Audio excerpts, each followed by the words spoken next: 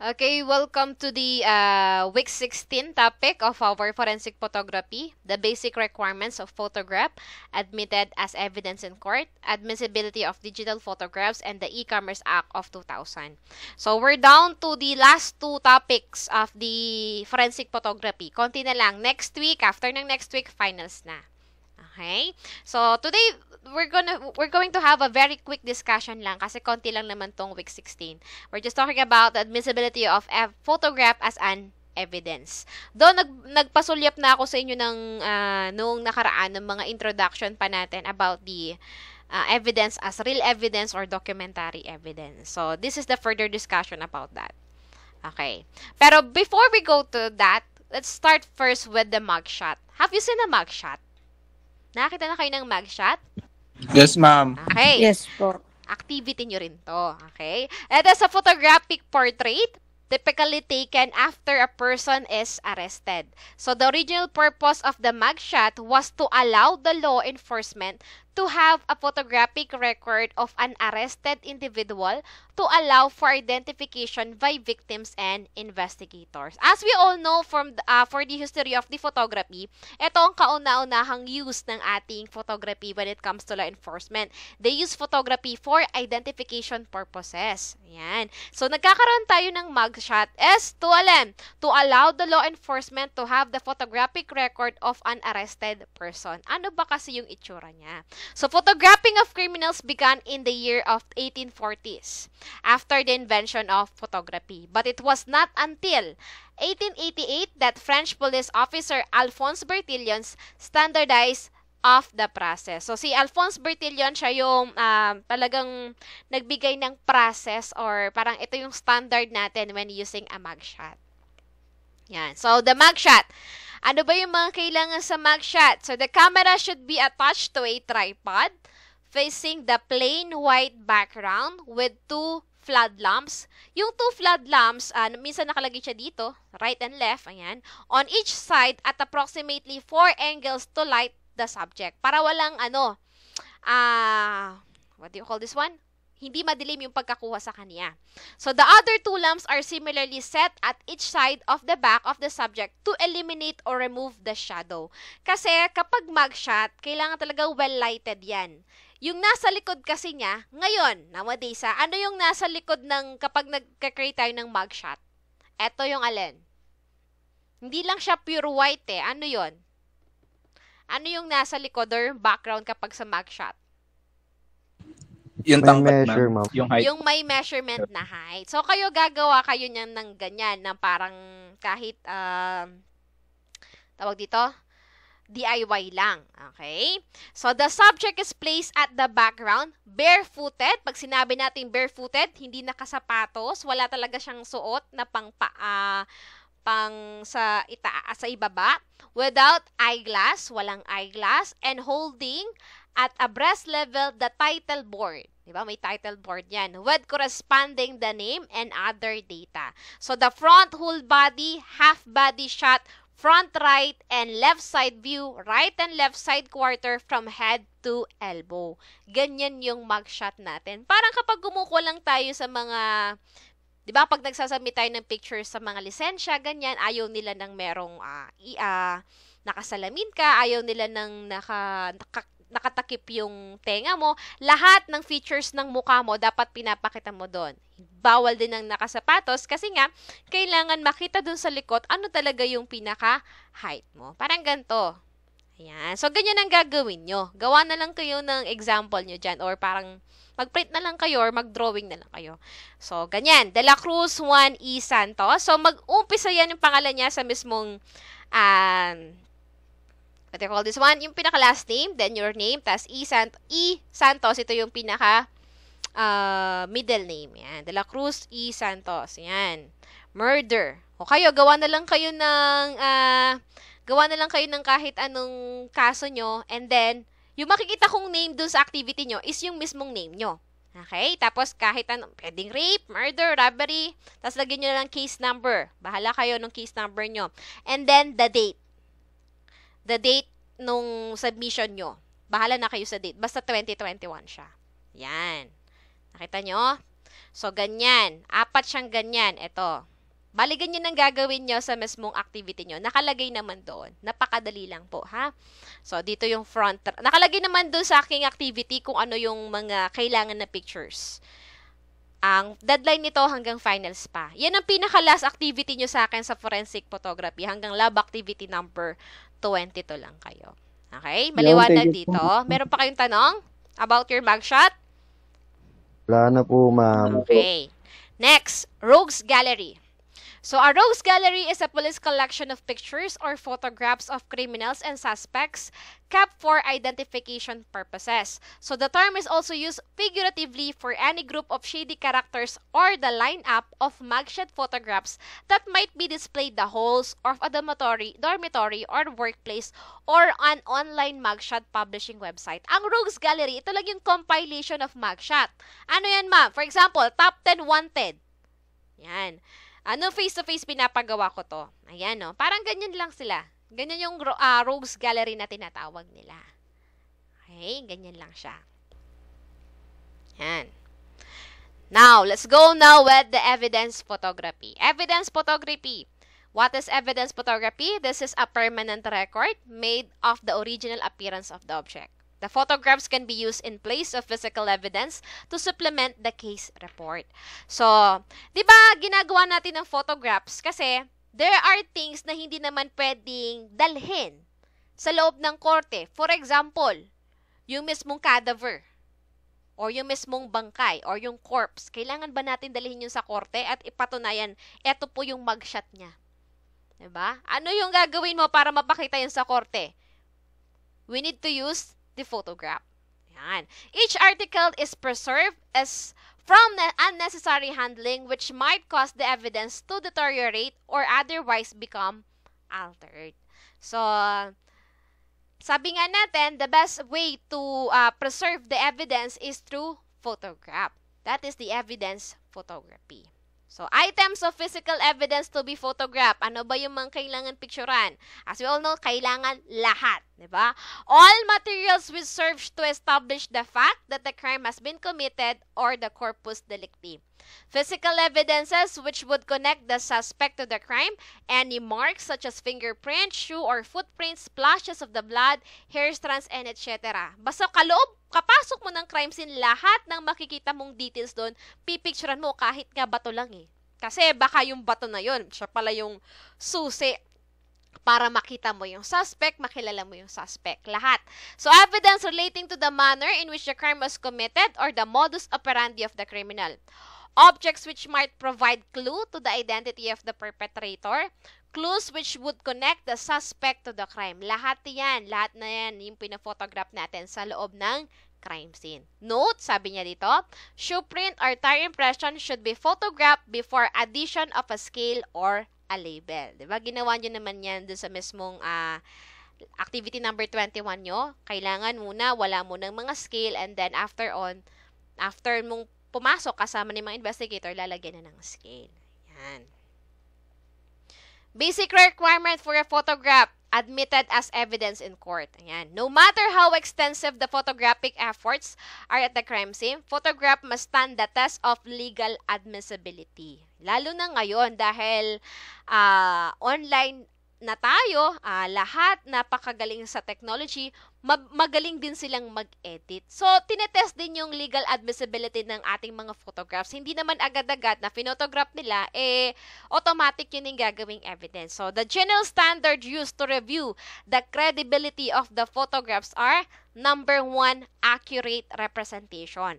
Pag sinabi nating accurate representation, we're talking about kung ano yung nakikita ng naked eye mo. Once you come into the crime scene, ganun dapat ang mapapakita mo sa kanila. Hindi mo kailangan ipakita sa kanila yung mga artistic abilities mo when it comes to photography. Na kanwari blurred yung likod, yung dito naka-spotlight. Ang kailangan sa korte, accurate representations. Malinaw. Kung anong nakikita mo, ganun din dapat ang ipapakita mo sa kanila. Next, free of distortion. Walang mga blurred, walang sira ang photograph mo. Yung pagka-print niya, maayos na maayos. Next, material and relevant. Pag sinabi natin material and relevant, it means meron siyang related siya doon sa mismong kaso. Okay? And the next one is unbiased. Wala siyang kinikilingan or parang baka pinotograph mo to, parang pinapakita mo na siya yung may kasalanan. Dapat unbiased siya. Yan. So, number 1, accurate representation. Whatever the original appearance of the object being photographed in terms of shape or color, it must be the same in the photograph. Yan. However, sometimes the black and white photograms come in questions due to the colors appeared, which is not the same as what with the actual object. Dati kasi, di ba, black and white sila. Kaya doon sila nahihirapan when it comes to accurate representation. For example, blood ang pinapakita mo. Kung magko-color red ba siya sa black and white? Hindi. Magiging parang black lang din siya. Doon sila nahihirapan. So we're so lucky today kasi we can now give the accurate representation kung ano man yung color ng ating evidence. So this is supported by the sketch and they must be uniform in terms of details. Kung anong pinicturean mo, dapat ganun din yung position sa sketch. So the results here must not be a product of reverse photographs during printmaking process. And also photographs must be free from alteration, hindi pinalitan. Yan. Next, free of distortion. Pag sinabing free of distortion, wala siyang mali. Photographic evidence to be presented in court must not be a product of a lens having aberration. Diba we have different distortion? Can you give me some? Distortion. Ano yung mga distortion? Or yung aberrations? Mustache, ma'am. Mustache, diba? Yung barrel, diba? Lahat, parang ano pa yung isa? Yung parang sa mata? Ano yun? Fish eye, ma'am. Ha? Fish eye. Fish eye? Ano, hindi distortion yon. Yung isa, yung kapag parang astigmatism, 'di ba?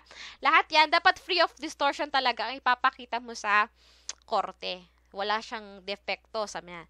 Thus, it must be clear and sharp in all details of the object that might appear there in order to make more informative. Lalo na ngayon, madami naman silang nagagamit, pati phone nila, 'di ba? Next, material and relevant. In every object, that appear in the photographs, it must be related to the crime, just like the cadaver of the victim and evidences, which includes the general view, medium view, close-up view, and extreme close-up view. Yan, which is yung tinuro ko sa inyo last week. And the last one, it should be unbiased. All the photographs taken from the crime scene must be presented in the court of justice, not to keep the others for misleading reason of the case or to protect one of the party. Kailangan kung ano lang nakita mo, kung ano man ang method na ginamit mo, ganun ang ipapakita mo. Hindi ka mag-focus dun sa isang bagay para lang patunayan na ito talaga yung ginawa niya. Yan. So take note, being a forensic photographer is considered a man of science, so whatever the truth is, it must be presented in court of law without hesitation. Yan. So the best evidence rules and photograph. So photograph is not a legal substitute for the object or article itself as evidence. Nevertheless, all physical evidence should be photographed. What is the best evidence? Sa loob ng korte, ano yung best evidence? Ito yung mga physical evidences. For example, dinala mo mismo yung baril. That is the best evidence. Kung papamiliin ka, what is the best evidence? The photograph gun or yung mismong gun? Siyempre, ang best evidence pa rin yung physical evidence. Pag sinabi natin physical or object evidence, these are the evidences that can be proven by bringing them inside the court or parang pinapakita mo sa loob ng korte. Ito yung kutsilyo, ito yung baril, ito yung tinatawag nating mga best evidence or physical evidence or yung mga object evidence. So, a photograph of a revolver will not be accepted as evidence in court. The weapon itself must be brought to court. This is the essence of the best evidence rule. Ayan. So, parang nagkakaroon tayo ng legal substitute kasi, lalo na kung hindi pwedeng dalhin yung mismong evidence. Okay, for example, yung physical evidence natin is pinto. Yan, sinira yung pinto. Hindi naman natin pwedeng dalhin yung buong pinto sa korte. Anong gagawin nila? You should photograph all the physical evidences para yun ang magiging evidence natin. So, the court recognized that certain evidence cannot be brought to court. So, buildings or roads are examples. Other evidences change quickly. Skid marks on the highway will be quickly destroyed by vehicles using and passing on it. Wounds and bruises as evidence of injury will heal and disappear before the case comes to trial. Kaya paano nila pinapreserve? By the use of photograph. So such nature or kind of evidence can be preserved by photography and introduced in court as an evidence. Yan. Admissibility of digital photography as evidence in court. Dati kasi, hindi nila tinatanggap yan, yung digital photography. Mas gusto nila yung gawa ng film. Kasi kapag film, 'di ba, alam naman natin hindi natin na ma-manipulate yung nasa film. Hindi natin na-edit. So digital photography is being increasingly recognized and used in law enforcement as an efficient tool that enables instant viewing and distribution of images that aid in criminal investigation. So the major concern about digital photography is its admissibility as evidence in court since it can be manipulated with computer software. So dun lang sila nagkakaroon ng questions when it comes to digital photography. Kasi nga, pwede na silang ma-edit, hindi katulad ng nasa film. Yan. So, traditional film-based photography, however, can also be manipulated, pero mahirap, di ba? Either in the course taking in the original photograph or in developing the film. Pero matagal yan. Hindi naman nila, paano nila ma-edit yung sa film? Is either yung mismong crime scene gagalawin nila or habang dinedevelop nila yung chemicals, babawasan nila ganyan para mag-iba yung color. Ganyan. Under current rules of evidence, any party seeking to introduce a film-based photograph must demonstrate its relevancy. Also, in order to prove the content of a picture, courts generally require the original file. Ayan. Defined as the negative or any print therefrom. Yung hinahanap nila yung mga negatives na process or yung mga process films kapag when it comes to filmmaking. Yan. So, many people fear that digital photographs can be altered more easily than film-based images and that suppose original images recorded on a camera's light-sensitive chip can be manipulated. So, as we accept the digital photography, madami din yung mga nagdududa na once na tinanggap natin yung digital photography, pwede nilang or mas madami yung chances na manipulate nila yung mismong evidences. So, to alleviate fears, the digital photographs can elude confirmation of authenticity under current rules of evidence. So, meron tayong rules of evidence. Law enforcement agency should attempt to establish standard operating procedures that include at least the preservation of and accountability for the original image on a camera chip prior to processing via computer software and a printer with subsequent evidence of how the image was processed or prior to admission into evidence. So, kanwari sa mga crime scene or mga soko, meron lang silang isang camera na ginagamit. Tapos, yung pinaka camera chip nila or yung pinaka memory card nila, isa lang yun. Yan. Tapos, kukuhanin yung mismong memory card na yon, meron silang pinaka software na binili, ha? Tapos papadaan nila doon para makita na original, hindi edited yung mismong file na yon, yung mismong mga pictures nila. So, as judges and attorneys become aware of the potential abuses of digital photography and familiar with the associated technology, any abuses will be detected at any images without sufficient authentication will be excluded, while authentic images will be entered into evidence. As stated, saan? Rules on electronic evidence under Rule 11, Audio, Photographic Video, and Ephemeral Evidence, Section 1, Audio, Photographic, and Video Evidences of Events, Acts or transactions shall be admissible provided it shall be identified, explained, or authenticated by the person who made the recording or by some other person competent to testify on the accuracy thereof. Kaya kayong mga forensic photographer, sabi ko nga sa inyo, gusto kong ipagawa sana to ng finals nag-ano rin kayo, nagtutake oath din kayo na magte-testify kayo doon sa mga kinuha nyong letrato. Lalo na nung pumasok kayo sa mismong crime scene as a forensic photographer. Just to prove the authenticity of the photographs as an evidence submitted. Yan. So, photograph as evidence, di ba? Eto, tinanong ko na to sa inyo, di ba? Okay. Kailan nagiging documentary evidence at real evidence ang isang photograph?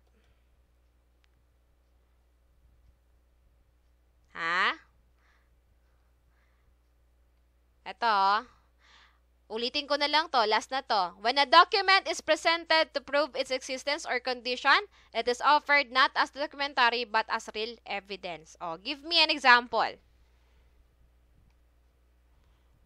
For example, picture ng lola mo nung dati pa. Documentary or real? Kunwari, 1950 pa yung picture na yon. Is that documentary or real? Documentary. Yung mismong picture ng lola mo. Para patunay na, kunwari, apo ako niyan kasi nung bata ako, nung pinaampun ako, ito yung iniwan na picture sa akin. Real po. Ano siya? Real or documentary? Real. That is a real evidence kasi yun yung physical evidence, diba? Yun ang original picture siya. What if, okay? What if pinicturean mo yung dating picture ng lola mo? Documentary. Bakit? Kasi ma'am, pinicturean mo na yung dating picture. Yung dating picture. Always remember, nagiging documentary evidence ang isang photograph. Bakit? For physical evidences and other evidences that cannot be presented in the courtroom. You get it now? Kapag ang isang bagay, pinicturean mo yung, kapag pinapatunayan natin yung mismong laman ng picture mo, therefore, that is documentary. Katulad nga nun, hindi mo na kasi madala yung picture ng lola mo. Sabihin na natin nung pang 1900s pa yon, lumang-luma na. Ngayon, dahil hindi mo na madala yung mismong picture ng lola mo na yun, kasi pag hinawakan nyo pa, masisira na, pinicturean mo, that is documentary or real? Documentary. Pero for example, yung mismong picture na luma na yun, pinadala mo sa loob ng korte, that is? Real. Real evidence. Nagkakaintindihan po ba niyan? Yes, ma'am. Opo. Okay.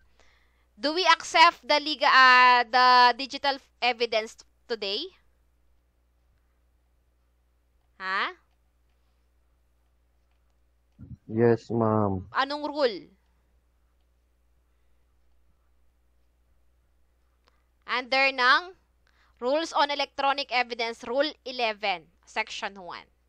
Okay? We accept now the digital evidence. However, how to prove the authenticity of that photograph? Digital evidence.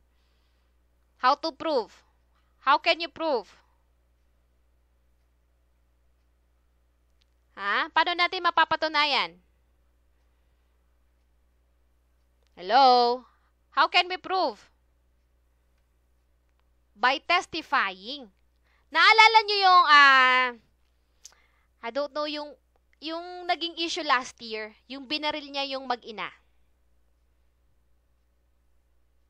Yes, ma'am. Di ba may nag-video doon? Na kumalat sa FB. Apo. Okay. Ngayon, hindi nila ina-accept as evidence yung video na galing sa FB. Bakit? Kinapi. It is not original. Na ano lang ng mga iba't ibang poster. Ano pa? Anong hinihintay nila para maging evidence yon? Anong ginagawa nila? Anong hinintay nila? They want to testify yung babae or yung pamangkin na nag-video or kung saan man nanggaling yung video na yon. Tandaan nyo sa korte, kahit na nag-viral pa yan sa FB, sa anumang social media apps, unless yung isang mesmong tao na gumuha nun, nag-photograph nun, nag-video nun, hindi siya nag-testify sa korte, hindi nila magagamit yon as an evidence in court. Yun ang naging issue doon, 'di ba? Ang daming sawsawero na mga tao, nakikita ko mga comments nila. Ang bobo naman ng mga kapulisan, ang bobo naman ng mga sa korte. Bakit hindi tinatanggap na evidence yun sa FB? Sabi ko, ang galing nilang magsalita kasi hindi nila alam yung nasa batas. Ang nasa batas natin, para maging evidence yan, yung mismong video na nakikita natin sa FB, kailangan mag-testify muna yung tao na kumuha noon. Nagkakaintindihan ba tayo niyan? Yes po, ma'am. Kakapati kayo, Yes, sumali po. kayo sa mga nakisawsaw sa mga ganon. Yan. Yan ang kinaibahan ng nag-aaral sa CRIM. Alam nyo na yung mga batas-batas niyan.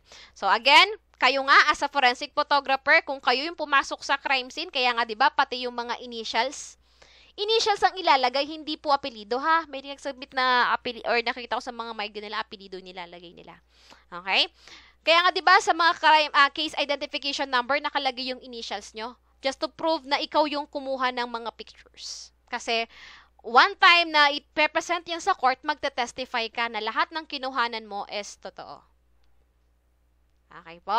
Pero hindi ko na yun ipapagawa yan, yung mismong testify. Yun ang topic natin dapat next week, isa-isa te-testify kayo dapat sa korte. Okay. Do you have any question about the admissibility of digital photography as evidence in court?